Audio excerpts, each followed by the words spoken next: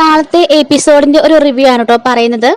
അങ്ങനെ നയനയും ആദർശും അവിടെ ഇരുന്ന് അവസാന പണികൾ പൂർത്തിയാക്കിക്കൊണ്ടിരിക്കുകയാണ്. അങ്ങനെ പണികൾ മുഴുവനും തീർന്നിട്ടുണ്ട് കേട്ടോ.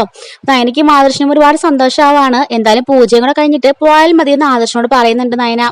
അപ്പൊ ആദർശം അതിന് സമ്മതിക്കുന്നുണ്ട്. ഇതേ സമയത്ത് തന്നെ നന്ദു ആണെങ്കിൽ ഇനിയും താൻ വിഷമത്തോടെ ഇരിക്കുന്നത് കണ്ടാല് അമ്മ എന്തായാലും ചേച്ചിയോട് പോയി പറഞ്ഞു കൊടുക്കും.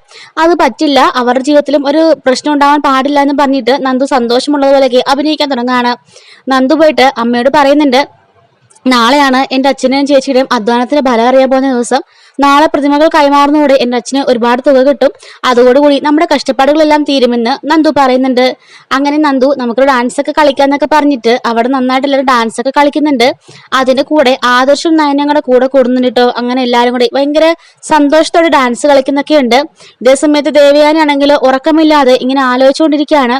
ജയൻ ചോദിക്കുകയാണ്, എന്താ നീ ഉറങ്ങുന്നില്ല എന്ന് പറയുമ്പോൾ എന്റെ ഉറക്കമൊക്കെ പോയി, എന്റെ മോൻ എന്റെ കൈവിട്ട് പോയി എന്ന് പറയുമ്പോൾ ജയൻ ചോദിക്കുകയാണ്, അപ്പൊ പണ്ട് എന്റെ അമ്മ അങ്ങനെ ചിന്തിച്ചിരുന്നെങ്കിൽ നമ്മൾ തമ്മിൽ നന്നായിട്ട് ജീവിക്കുമായിരുന്നു എന്ന് ചോദിക്കുന്നു. അപ്പം ദേവയാനി ഒന്നും മറുപടി പറയുന്നില്ല. ഇതിനെ അമ്മായിമ്മയുടെ കുശുമ്പ അസൂയ എന്നൊക്കെ പറയും. തന്റെ മകൻ തന്റെ സാരഥമ്പിൽ തന്നെ കിടക്കണമെന്നുള്ള ചില അമ്മായിമാരുടെ സ്വഭാവമാണ് ഇതെന്നൊക്കെ പറഞ്ഞിട്ട് ജയൻ വഴക്ക് പറയുന്നുണ്ട്. നിങ്ങൾക്ക് അങ്ങനെയൊക്കെ പറയാം, ദാ ഇന്ന് എന്നോട് ഒരു ഫോൺ വിളിച്ചൊരു വാക്ക് പോലും പറയാതെയാണ് ആദർശ് അവളുടെ അടുത്തേക്ക് പോയിരിക്കുന്നത്. അത് ശരിയാണോ? എന്നോടൊരു വാക്ക് ഇങ്ങനെ പറഞ്ഞുവിടാനെന്ന് ചോദിക്കുവാണ്. അപ്പോഴേക്കും ജയൻ പറഞ്ഞു, അത് വേറൊന്നും കൊണ്ടല്ല, നിന്നോട് പറഞ്ഞാൽ നീ പോകണ്ടെന്നല്ലേ പറയുള്ളൂ, അതുകൊണ്ടാ അവൻ അങ്ങനെ ചെയ്തത്. അവൻ എന്തായാലും മുത്തച്ഛനോട് പറഞ്ഞിട്ടല്ലേ പോയത്, പിന്നെ എന്താ പ്രശ്നം എന്നൊക്കെ ചോദിച്ച് ദേവയാനിയെ വഴക്ക് പറയുന്നുണ്ട്. ദേവയാനിയെങ്കിലും ഒരു സമാധാനമില്ലാതെ അവിടെ ഉണർന്നു തന്നെ കിടക്കാണ് കേട്ടോ. ഇതേ സമയത്ത് തന്നെ അബിയുടെ അടുത്തേക്ക് പോയിട്ട് ജലജ ചോദിക്കുകയാണ്, എന്തായുടെ കാര്യങ്ങളൊക്കെ, നേരെ വെളുക്കാറായി, ഇതുവരെ ഞാൻ ഉറങ്ങിയിട്ട് പോലും ഇല്ല എന്ന് പറയുന്നുണ്ട്. അപ്പൊ അബി പറയാണ്, അമ്മ പോയി കിടന്ന് ഉറങ്ങിക്കോ, എനിക്ക് എങ്ങനെ ഉറക്കം വരൂടാ, നാളത്തെ സന്തോഷ വാർത്ത എനിക്ക് അറിയണം. അവരെല്ലാരും കടയിലേക്ക് ചെന്ന് നോക്കുമ്പം അവിടെ ഒന്നും കാണരുത്. അത് നിന്നോട് ഞാൻ പറഞ്ഞതല്ലേ, ഇതുവരെ ഒന്നും ആയില്ലേ, ഞാൻ അപ്പോഴേ പറഞ്ഞതാ നിന്റെ എന്ത് ഏൽപ്പിച്ചാലും ഇങ്ങനെ പൊട്ടത്തരവേ ആവുള്ളൂ എന്ന്. അപ്പോഴേക്കും അബി പറയുന്നുണ്ട്, നയനയുടെ അച്ഛൻ അവിടെ തന്നെ കിടന്ന് ഉറങ്ങുകയാണെന്ന്, അതാ ലേറ്റ് ആവുന്നത്, അയാൾ ഉറങ്ങിയതിനു ശേഷം അവരകത്തേക്ക് കയറി പോവാന്നാ പറഞ്ഞത്. ഇനിയിപ്പം അയാൾ അങ്ങനെ ഇടയ്ക്ക് ഉണർന്നാൽ എന്ത് ചെയ്യൂടാ? അയാൾക്കിട്ട് രണ്ടെണ്ണം കൊടുക്കാൻ ഞാൻ പറഞ്ഞിട്ടുണ്ട്. അപ്പൊ ജലജ പറയണം, എന്തായാലും സാരമില്ല, രണ്ടെണ്ണം കൊടുത്തിട്ടാണെങ്കിലും ആ പ്രതിമയൊന്നും നാളെ അവിടെ കാണാൻ പാടില്ല എന്നിങ്ങനെ ജലജ പറയുന്നുണ്ട്. അതൊക്കെ ഞങ്ങൾ ഏറ്റമ്മേ എന്നിങ്ങനെ അബി പറഞ്ഞിട്ട് അമ്മ പോയി കിടന്നു എന്ന് പറയാണ്. ഇല്ലടാ, എനിക്ക് ആ ഒരു വാർത്ത കേൾക്കാതെ ഉറങ്ങാൻ കഴിയില്ല എന്ന് പറയുന്നുണ്ട്. അങ്ങനെ അയാൾ വിളിച്ചിട്ട് പറയുന്നുണ്ട്, ആ ഗുണ്ട വിളിച്ചിട്ട് പറയുന്നുണ്ട്, അബിസാറെ പ്രതിമകളൊക്കെ ഞങ്ങൾ എടുക്കാൻ പോവാ. ആ ഗോവിന്ദനുണ്ടല്ലോ, അയാൾ നല്ല ഉറക്കത്തില്ല, മറ്റേ ആളും ഉറക്കത്തില്ല, ഞങ്ങൾ പ്രതിമയൊക്കെ എടുക്കാൻ പോവാ, സാറിന് സന്തോഷമായിട്ട് പോയി കിടന്ന് ഉറങ്ങിക്കോ എന്ന് പറയുന്നു. ശരി അമ്മ കേട്ടോ, അയാളാ വിളിച്ചത്, പ്രതിമയൊക്കെ അവർ എടുക്കാൻ പോവാണെന്ന്, അവരെല്ലാം കിടന്ന് ഉറങ്ങിയെന്നാ പറഞ്ഞത്. സമാധാനമായി, ഇനി ഞങ്ങൾ സമാധാനം പോയി കിടന്ന് ഉറങ്ങാലോ എന്ന് ജലജ പറയുന്നുണ്ട്. അങ്ങനെ അബി പറയാണ്, ഞാനും പോയി കിടന്ന് ഉറങ്ങാൻ പോവാ, അമ്മയും പോയി കിടന്ന് ഉറങ്ങിക്കോ എന്ന് പറയുന്നു.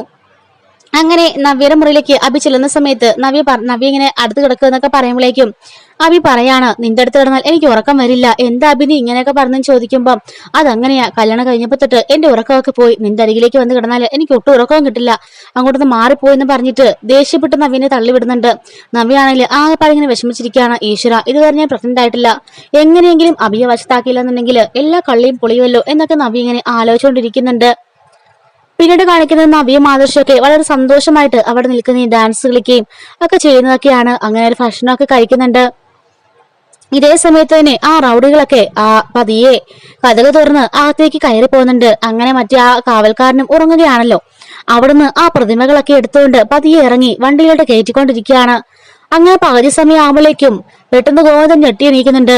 അയ്യോ, എന്റെ പ്രതിമകൾ എന്ന് പറഞ്ഞിട്ട് അയാൾ ഓടി വന്നിട്ട് റൗഡിയെ പിടിക്കുകയാണ്.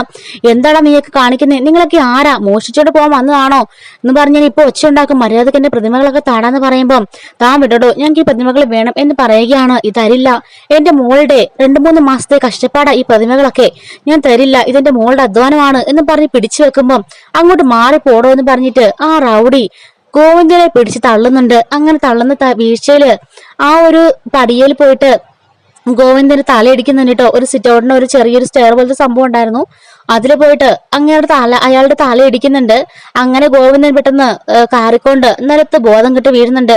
അങ്ങനെ ഈ പ്രതിമകളെ മൊത്തം എടുക്കുകയും ഈ അലർച്ചയുടെ സൗണ്ടൊക്കെ കേട്ടിട്ട് അകത്ത് കിടന്ന ജോലിക്കാരനുണ്ടല്ലോ, അയാൾ ഞെട്ടി എഴുന്നേക്കുന്നുണ്ട്. പക്ഷെ ഇവർ റൗഡികളാണെന്ന് മനസ്സിലാക്കിക്കൊണ്ട് അയാളൊന്നും മിണ്ടാതെ നിൽക്കുകയാണ്. കാരണം അയാളെ ഇടപെട്ടാൽ അയാൾക്കിട്ട് മടി കിട്ടുമെന്നും അയാൾക്ക് ഉറപ്പായിരുന്നു. അങ്ങനെ ഒരു പ്രതിമകളൊക്കെ കയറ്റുമ്പോഴേക്കും വണ്ടിയൊക്കെ ഇയാളെ നോട്ട് ചെയ്യുന്നുണ്ട്. ഗോവിന്ദനെ കുറെ കുലുക്കി വിളിച്ചിട്ടും എണീക്കുന്നില്ല. അങ്ങനെ ഗോവിന്ദനെ അവിടെ തന്നെ കിടത്തിയിട്ട് അയാൾ നേരെ നന്ദാവനത്തിലേക്ക് ഓടുന്നുണ്ട് കേട്ടോ. അങ്ങനെ അങ്ങോട്ടേക്ക് ഓടിച്ചെല്ലുമ്പം ഇവരെല്ലാം ഭയങ്കര ഹാപ്പി ആയിട്ട് ഡാൻസ് കളിച്ചുകൊണ്ടിരിക്കുകയായിരിക്കും. അങ്ങോട്ടേക്ക് ചെന്നിട്ട് അയാള് കാര്യങ്ങളൊക്കെ പറയാണ്. ആരാണ്ടോ കുറച്ച് പേര് വന്നു, എന്നിട്ട് പ്രതിമകളൊക്കെ മോഷിച്ചുകൊണ്ട് പോയി. തടുക്കാൻ ചെന്ന ഗോവിന്ദേട്ടനെ അവരെല്ലാം കൂടെ അടിച്ചു താഴെയിട്ടു. ഗോവിന്ദേട്ടന് ബോധമില്ല, വെള്ളമൊക്കെ തളിച്ചിട്ടും എഴുന്നേക്കുന്നില്ല. എല്ലാവരും പെട്ടെന്ന് വായെന്ന് പറഞ്ഞിട്ട് ധൃതി വെച്ച് വിളിക്കുകയാണ്. എല്ലാവരും കാറ് കൂവി ബഹളം വെച്ച് അങ്ങോട്ടേക്ക് പോകുന്നുണ്ട്. ആദർശാണെങ്കിൽ വണ്ടി എടുത്തിട്ട് എല്ലാവരും വണ്ടിയിൽ കയറുന്നു പറഞ്ഞിട്ട് എല്ലാവരെയും കൊണ്ട് നേരെ അങ്ങോട്ടേക്ക് പോകുന്നുണ്ട് കേട്ടോ. ഇത്രയുമാണ് നാളെ സംഭവിക്കാൻ പോകുന്നത് കേട്ടോ. അപ്പൊ ഇതിന്റെ ഡീറ്റെയിൽ ആയിട്ടുള്ള റിവ്യൂ നാളെ രാവിലെ നമ്മുടെ ചാനൽ അപ്ലോഡ് ചെയ്യുന്നതായിരിക്കും.